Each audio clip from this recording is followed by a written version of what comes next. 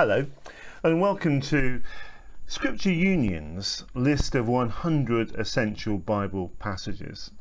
If you're part of SUBC here, you'll know that just before Easter we were looking at the accounts relating to the life of Joseph, and now we move to the accounts relating to the life of Moses. Joseph took the people of Israel, as it were, into Egypt. Moses now needs to lead them out of Egypt. So we're going to look at Exodus chapters 1 and 2. Quite a lot there, so we're going to focus on chapter 1 and just a few verses from chapter 2. And they go like this.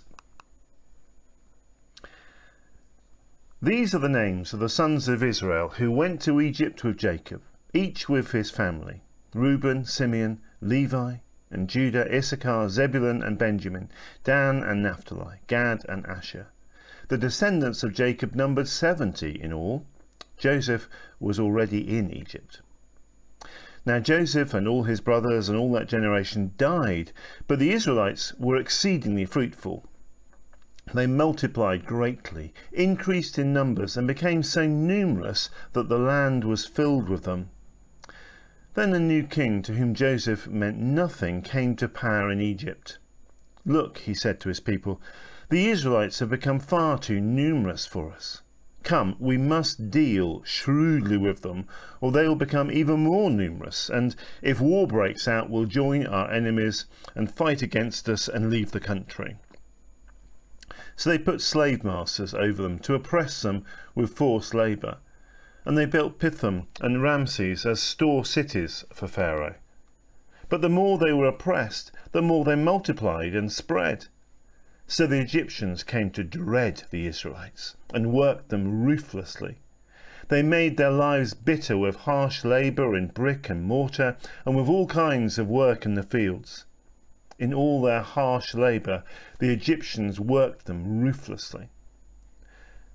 The king of Egypt said to the Hebrew midwives, whose names were Shiphrah and Puah, "When you are helping the Hebrew women during childbirth on the delivery stool, if you see that the baby is a boy, kill him.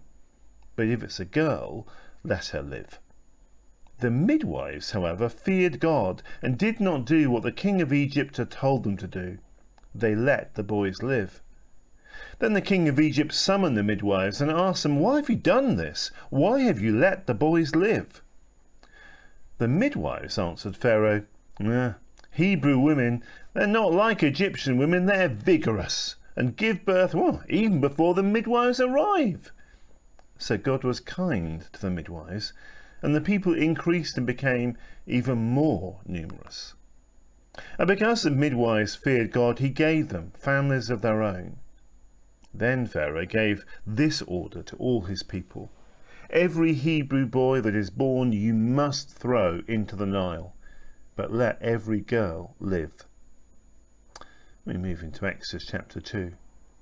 Now a man of the tribe of Levi married a Levite woman, and she became pregnant and gave birth to a son. And when she saw that he was a fine child, she hid him for 3 months. But when she could hide him no longer, she got a papyrus basket for him and coated it with tar and pitch. And then she placed the child in it and put it among the reeds along the bank of the Nile.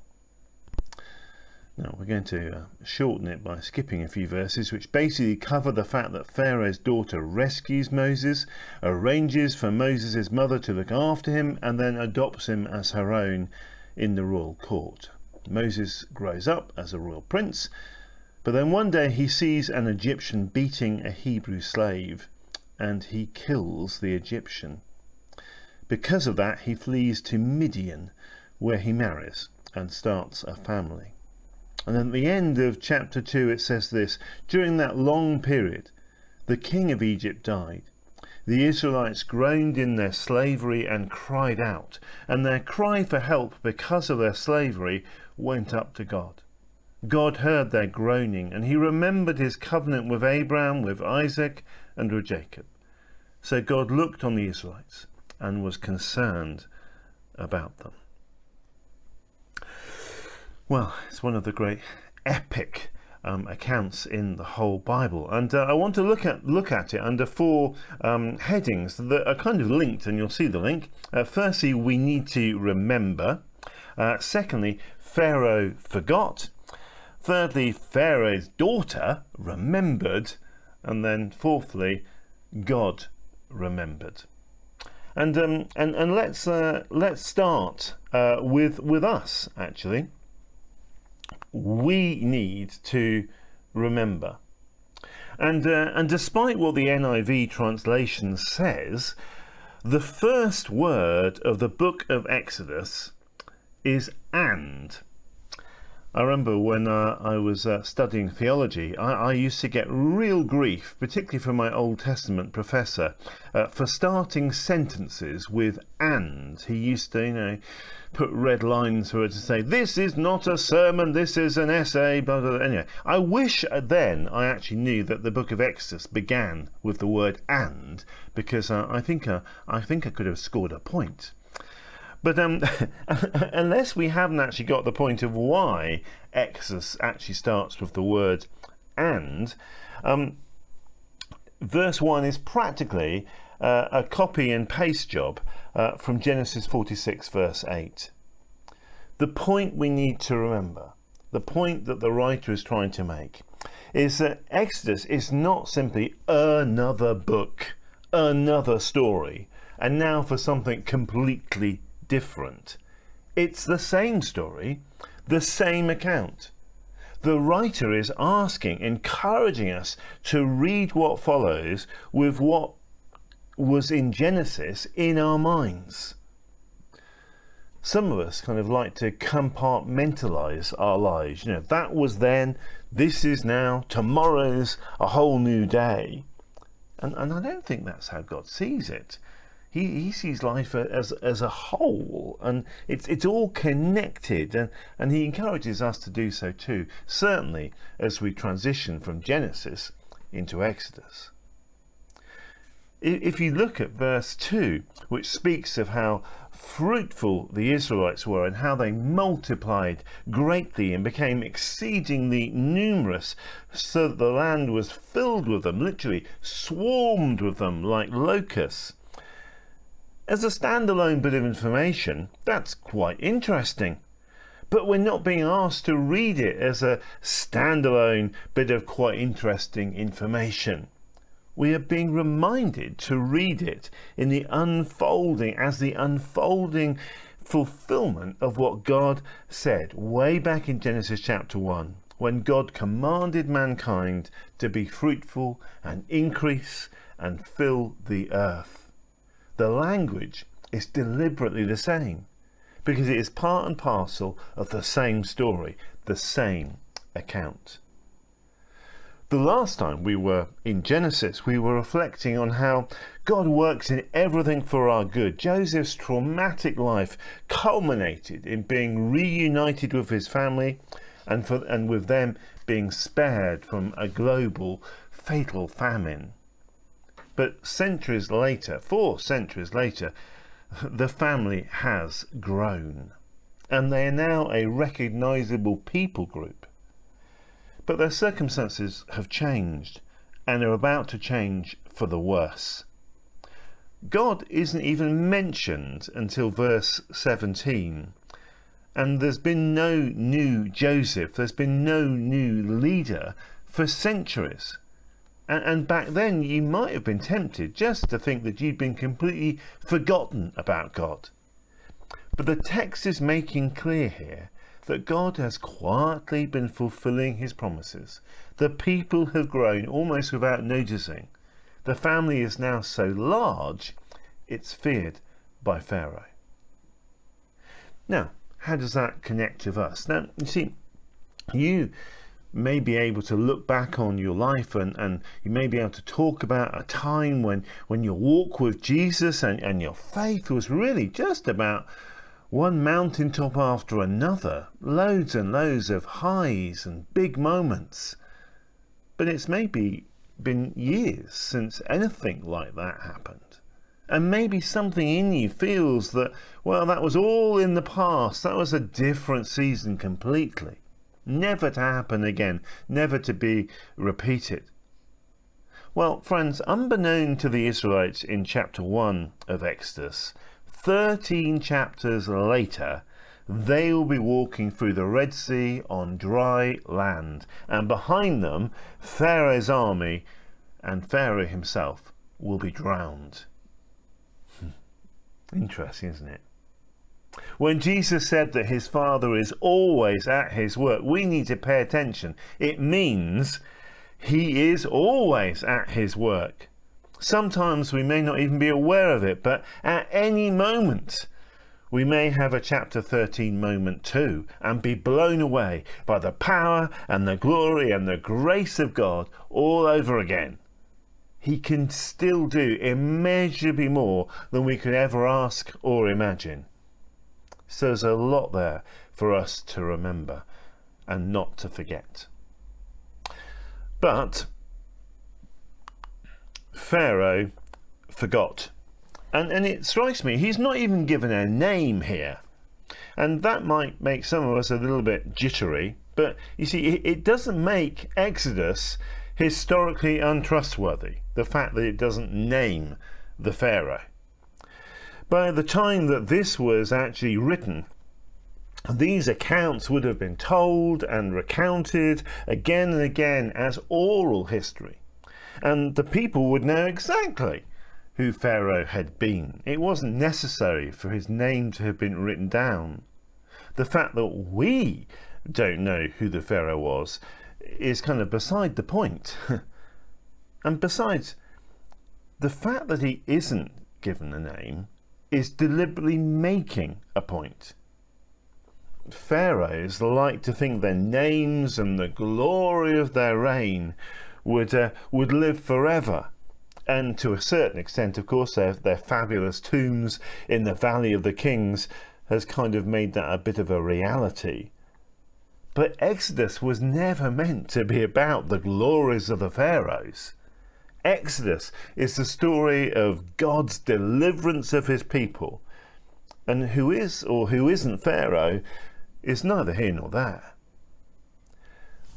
One thing we do know is that Pharaoh's defining trait was that he had forgotten all about Joseph. He meant nothing to him.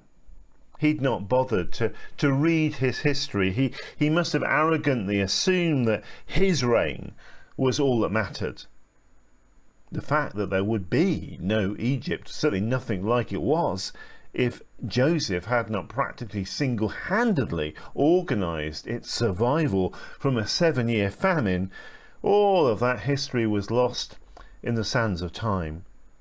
Now Joseph's family are seen so numerous that they threaten the security of the nation. Pharaoh fears that if Egypt is attacked, they will form some form of fifth column and turn against Egypt. Well, in truth, we can all forget so easily.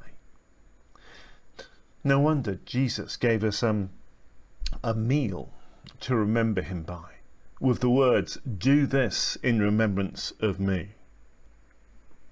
Because we forget so easily, and that can actually really impact the church.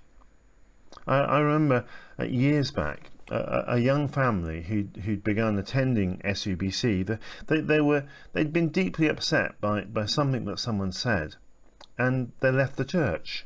They stopped coming. And I remember visiting them, and by then it was clear to me they just hadn't got a good word to say about the church at all. And as I listened to them, I kind of gently pointed out that I'd spent weeks preparing them for marriage, and I knew that had been a really significant time. We'd had some really significant conversations, and of course they admitted they'd forgotten all about that.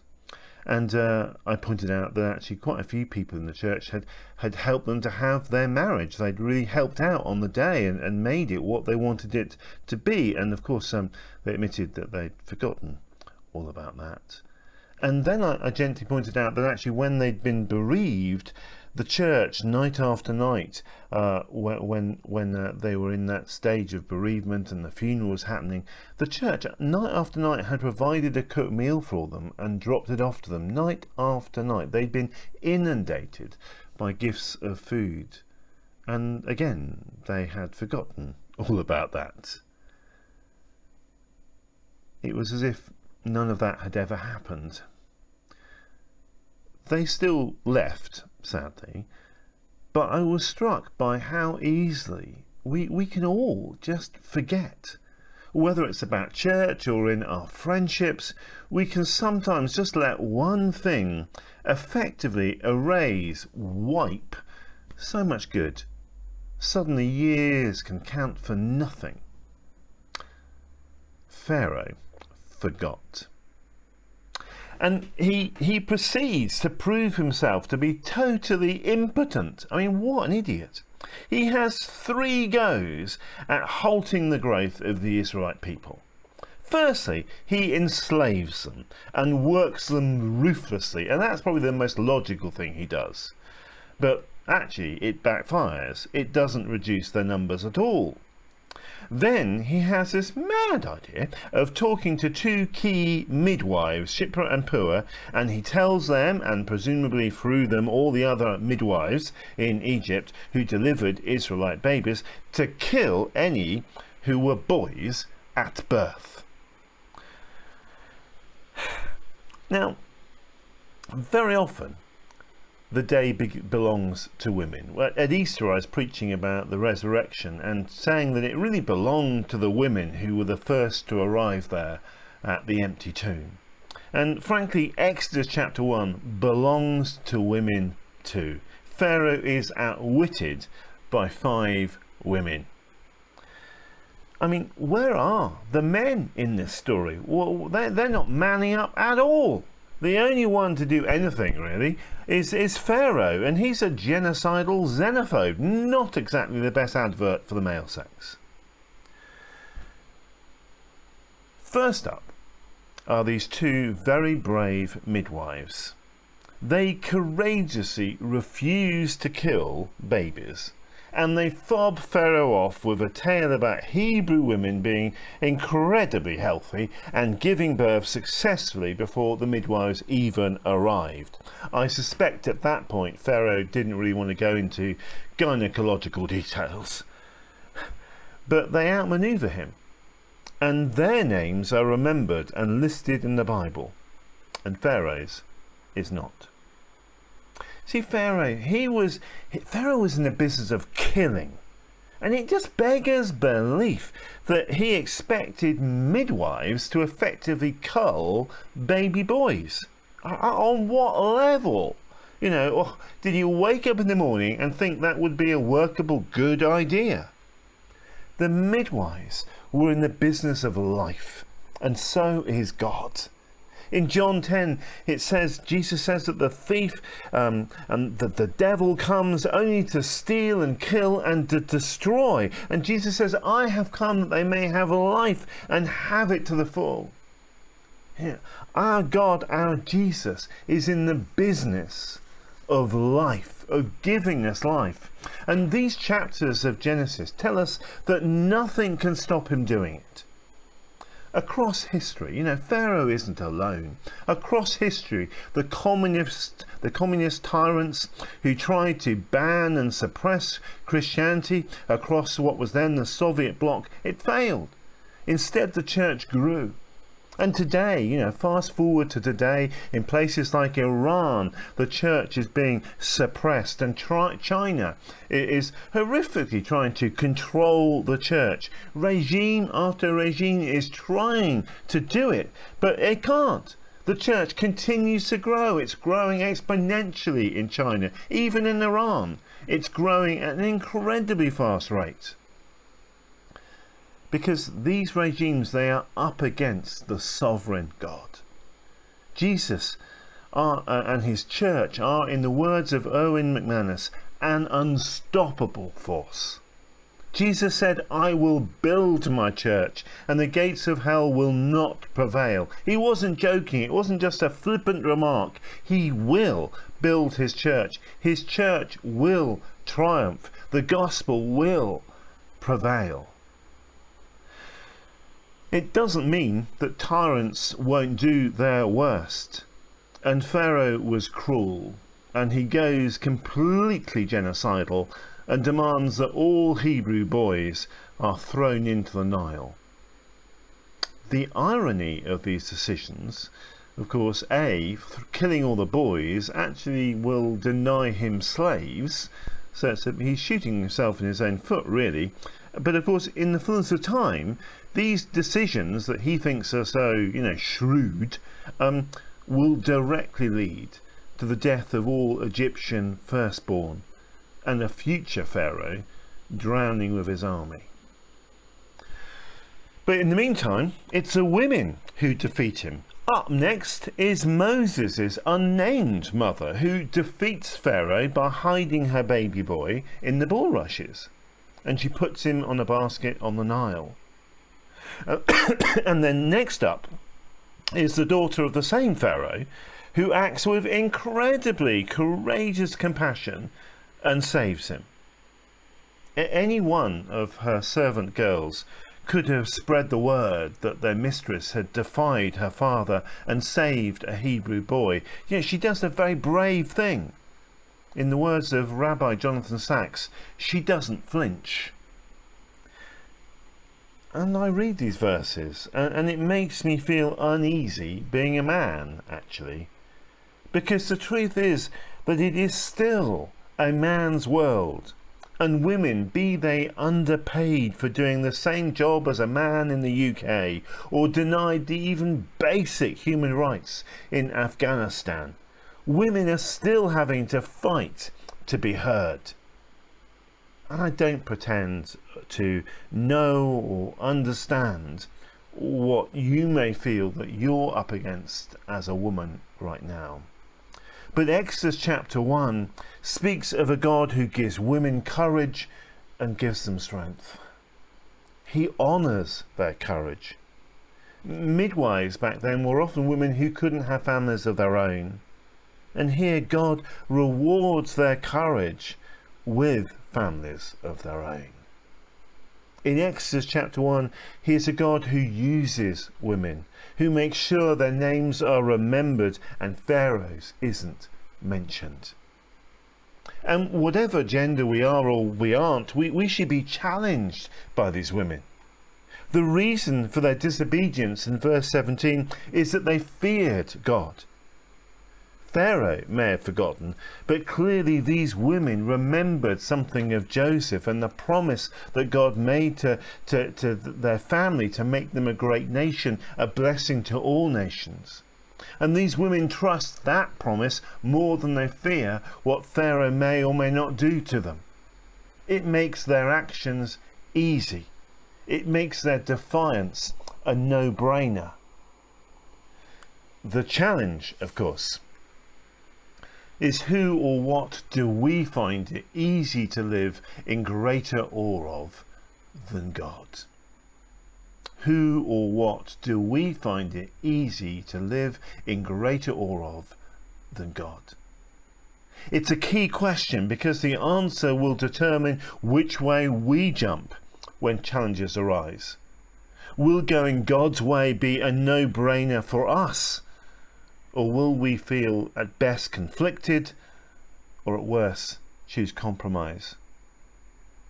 The 17th century Puritan William Gummel wrote this: "We fear men so much because we fear God so little."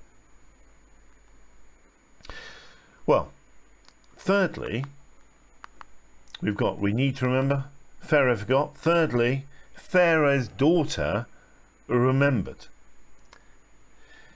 She may well have kept in touch with Moses' mother over the years, or someone did on her behalf, but no one would have blamed her for not wanting to actually follow through and take in the child when he was old enough.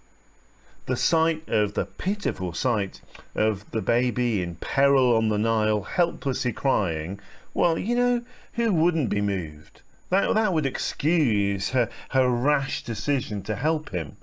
But years later, she still accepts him as her own and welcomes him into the royal court. She remembered. And she names the child. It's unlikely that an Egyptian princess would know Hebrew, but she must have asked questions and ends up giving him a Hebrew name which means drawn out. It actually sounds very much like an Egyptian name, so she probably got away with it. But it didn't just speak about Moses' past, that he'd been drawn out of the Nile, but, maybe unknown to her, prophetically spoke about his future, that he would draw out his people from slavery in Egypt. We're not told what she told her father about Moses, but it can't have been an easy conversation. But she remembers what she said, what she'd done. She remains committed to its consequences. She doesn't bail out.